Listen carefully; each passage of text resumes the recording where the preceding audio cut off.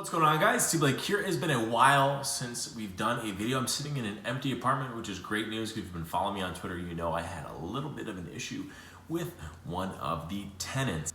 That aside, there's a lot of really exciting things that are going on right now. Right now, I am neck deep in a private equity acquisition for a very exciting company using AR, so I've been spending a lot of time on that in Chicago. I'm in the midst of buying a second house. And I want to give you guys an update on the $10 startup video that I did a while back. So if you haven't seen that video, go back and check it out. I'll link it down below in the description. And there's been a lot of things that people have said to me, and I want to address some of the comments. The number one thing that people say is, that's great, Tyler, but you're only able to do that because you have such a big following. Now, whether or not I have a big following is debatable, but I will say that me having a following in some cases is a disadvantage to selling things. Obviously, you're saying that doesn't make any sense, and let me explain.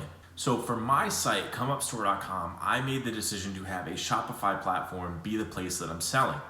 Now, because of this, I'm not selling on Depop, Etsy, eBay. I'm only selling to people that organically come to the site or that I promote through the social media following that I built from zero. Now, how is that a disadvantage? Well, for one thing, I lose out on SEO for anyone that is searching for very specific items on Etsy, on Depop, on eBay that aren't even coming close to finding the Come Up store when they do a Google search. So if you're getting discouraged or you think that somehow you need a magic formula for followers, that sort of thing, you really don't. Those popular sites for reselling are great, they work well, and arguably open up whatever you're selling to the best people that might be interested in that. There's tons of platforms like Rail and other places where you can sell and move stuff, so please don't let that get discouraged. Excuses are for losers. I know many of you guys are not losers. That we'll probably get a couple hater losers watching this video, but whatever. So some updates. How have I been doing? Now, keep in mind, this has not been my full-time job. And the reason why I say that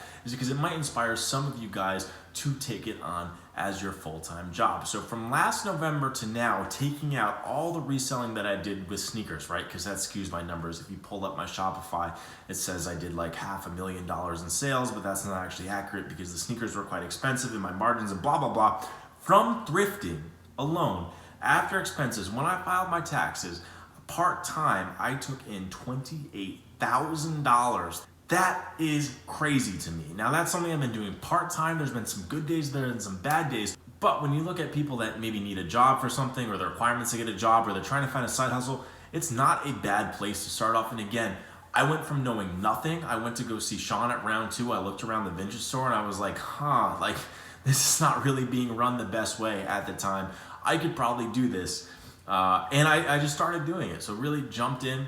I want to share with you an example of an amazing day that I had today. Now, today I spent about $50 on all the items that you're going to see. I also spent about an hour and a half of my time plus miles and gas on my car. So what did I pick up?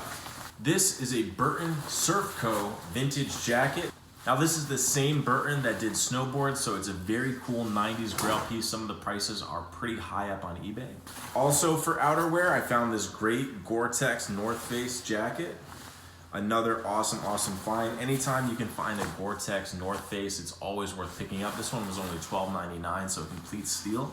I grabbed this loud geometric print Polartec fleece only because it was Polartec, and that usually speaks to some better quality than just some random ass vintage piece. One of the other things I tell the people is, like, obviously in your area there might be stuff that you pass on, but we can also use your area to your advantage. This is a great UMass Minuteman shirt. There's a huge market for these in my area because so many people go to school there, and rather than having the same collegiate Champion one you get from your bookstore, these are an easy sell for me. Likewise, even though I just said Champion, you look for the blue tag, made in the USA, a nice made in the USA Champion crew neck.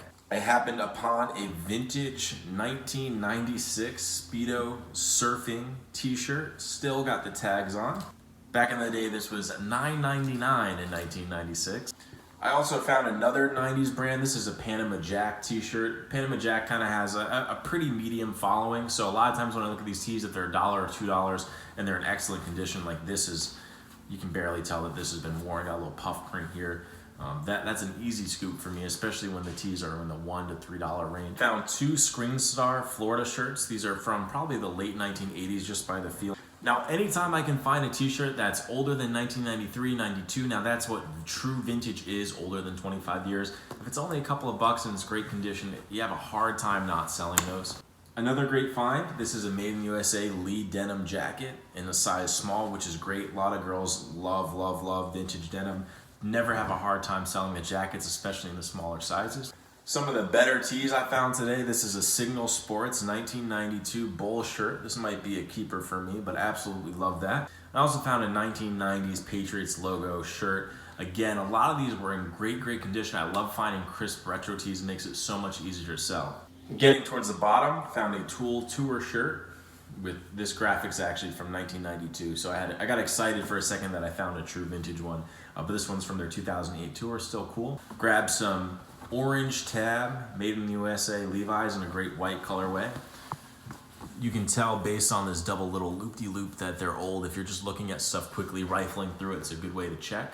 And then last but not least, the piece de la resistance. I just offended everyone in Paris that's not watching this video. This is a vintage Gucci bag.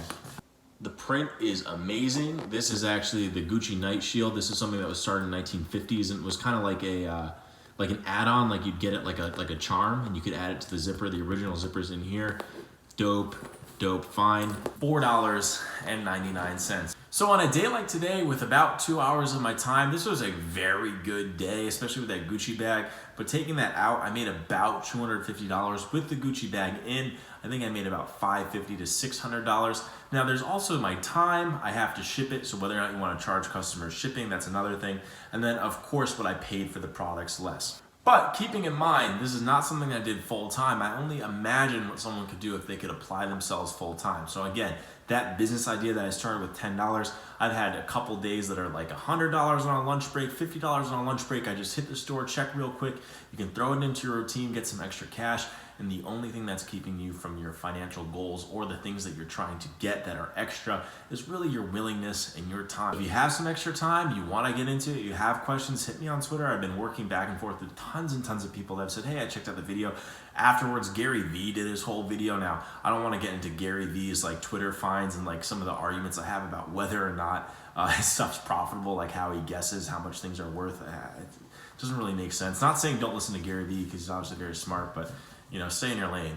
But yeah, super excited. And again, if you look at it this way, right? So in the United States, if you median home price is $250,000, let's say for a single family, you know, first time home buyers, you can put 5% down on that house. Let me do some quick math. So 5% down is like $11,500. No, it's $12,500 down to buy a house, and then you can get an FHA loan, which it's basically grants you $7,500. My point is that if you wanted it bad enough, from the last year that I started this, I have made enough money to put a down payment on a single family home median price in the United States. So think about that. Absolutely crazy. So best of luck. My cat's loving that toy. Love to see her out and about. And yeah, I'm gonna do my best to make videos again. I don't do videos because I need or want to be famous or make money. So it's not that I haven't been wanting to. It's just like some crazy, awesome, exciting stuff's happening in my life, and I try to share it as much as I can on Twitter and Instagram. And it's obviously a lot more of a process to film a video, find the time to sit down and edit it, and talk correctly. So a lot of variables there, but hopefully you guys enjoyed. T-Blake signing out. I'll catch you guys soon. Peace, guys.